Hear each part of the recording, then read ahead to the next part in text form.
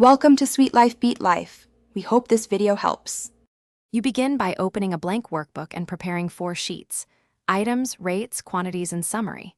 You need structured columns now: item code, description, unit, unit rate, quantity. Once done, convert each table to an Excel table, Ctrl+T, so formulas spill correctly and references stay stable. Make sure to set number formats for units and currency, and enable iterative calculation only if you plan on linked circular references. Next, you link data across sheets using a stable key, item ID. Use XLOOKUP or index/match to pull unit rates into the quantities sheet, then compute line total as quantity times unit rate. Once all line totals exist, create section totals with SUMIFs by work section. To automate price changes, use named ranges and apply data validation for units. This reduces entry mistakes.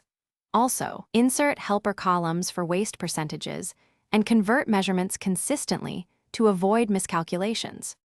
To finish, assemble the summary sheet. Import section subtotals, apply taxes, contingencies, and compute final contract sum. Once assembled, protect key sheets and lock formula cells to prevent accidental edits and save a version copy. If numbers look wrong, use IFR to catch # and errors, then run formula auditing. Trace precedents and dependents to find broken links. If you still see mismatches, check unit consistency and duplicate ID. Correcting those usually resolves aggregation issues. Thanks for watching.